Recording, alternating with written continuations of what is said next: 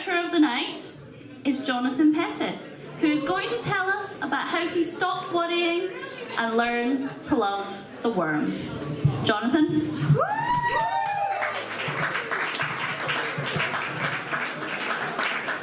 Hello.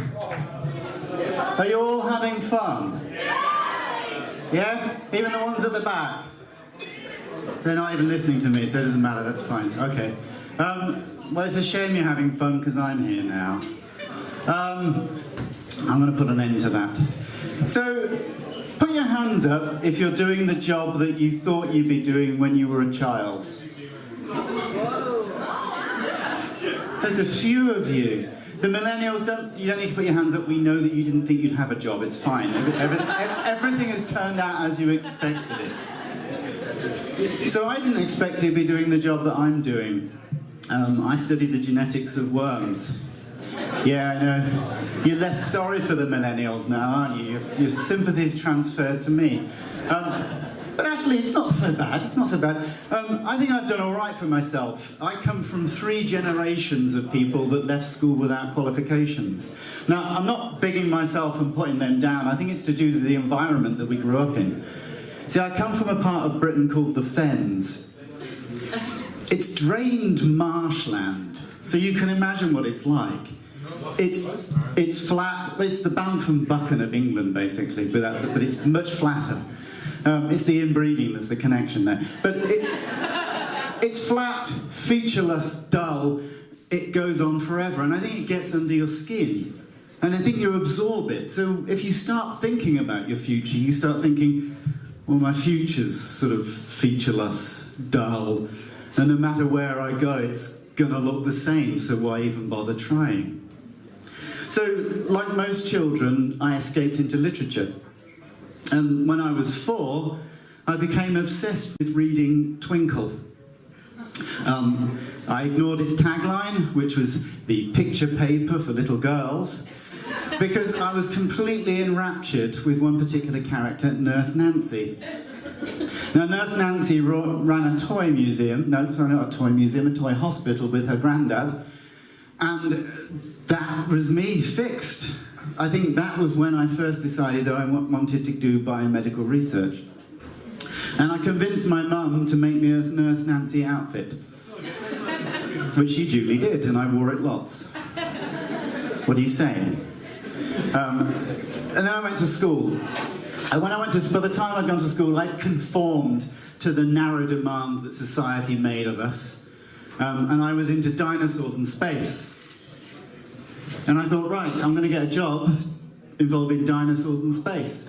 And I was a go-getter sort of person, so I thought, right, I'll write to NASA. So I wrote to NASA. And I did write to NASA. And they wrote back. I got a big, chunky yellow envelope filled with things about all the jobs that you could do at NASA. I'm not sure how old they thought I was. Most of it I didn't understand, and I got my dad to translate it. But it was rather disappointing. There was nothing about digging up fossils, okay? There was nothing about museums with dinosaurs in them. And more than that, it seemed like most of the jobs involved maths. Now, I hated maths. The maths homework made me weep. And my teacher he really liked maths, but he was a really poor role model. As far as we could tell, he was quite a sad, lonely figure, and the highlight of his day, when he stopped teaching us, was going into his cupboard to drink from his bottle of gin that he kept in there. But it's okay, because that was the 1970s. Anyway, it didn't really matter, because by then I'd moved on. I had different obsessions. Sharks and Satanism. Yep, no, really, because I'm quite old and Jaws had just come out, and I was reading a whole load of Dennis Wheatley novels. Yeah, nobody's heard of Dennis Wheatley, right? Yeah. Don't make references to things in the 70s unless it's Star Wars or Jimmy Savile. That's the general rule, right? Yeah. So, but then I combined the what's not a fan of Jimmy Savile? Who's not a fan of Jimmy? I can't believe it. Anyway, so it didn't matter, because by then I'd realised that, okay, you don't looked for jobs based on your twin obsessions, although it would have been absolutely fascinating to work out what the sort of young self of me would have made of combining sharks and the occult. Who the hell was I going to write to? But anyway, so I worked out that you needed to get a proper job, and look, I ended up as a respectable scientist. Well, scientist who studies the genetics of worms. So, I should point out, the worms I work on, they're a special kind of worm. They're called nematodes. Or some people call them nematodes. But I judge those people.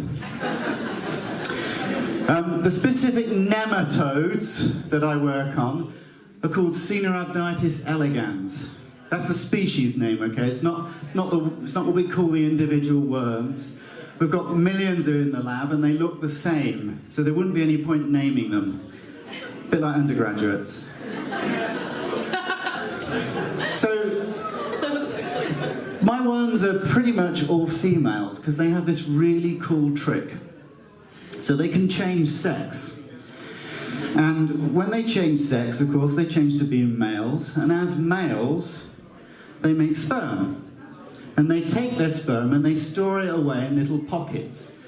Now they're called spermathecae, but it's probably easiest if you think of them as a teenage boy's wank sock.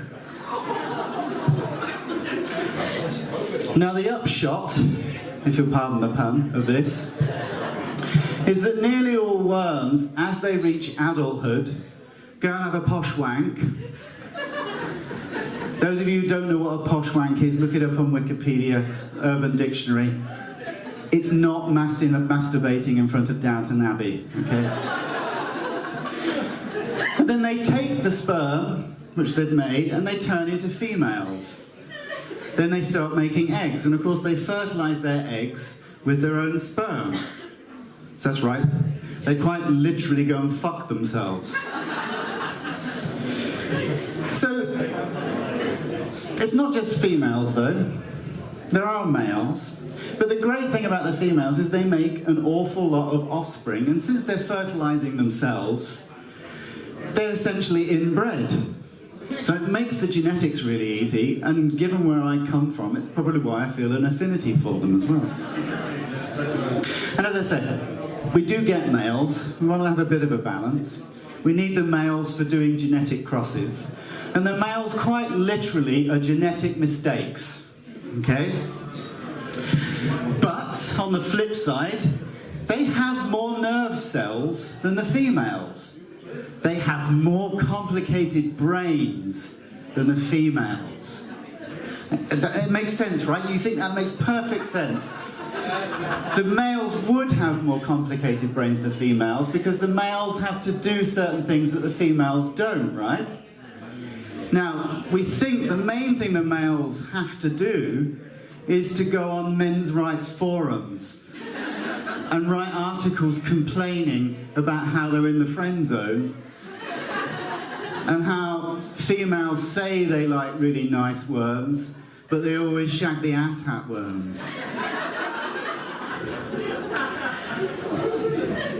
So, I'm kind of happy with my career, as I'm sure you can tell. It's getting harder though. It's getting hard to get research funding, and that's largely because these days it's much easier to do research, to do genetic research on actual humans. Okay, whereas when I started, it was really hard to get your hands inside other people's genes. I mean, it might have been to do with the fact that I was working on worms, or it might just have been me. Difficult to tell. But maybe that's a sign. Maybe what I should be thinking about is a career change, and maybe I should think back to my childhood dreams. Maybe not a toy hospital.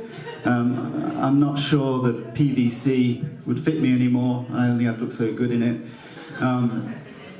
But maybe there's an alternative career structure. When I'm thinking about my obsessions in the past, maybe sharp exorcism is the way to go. Thank Thank you. You've been very patient with me. Bye-bye.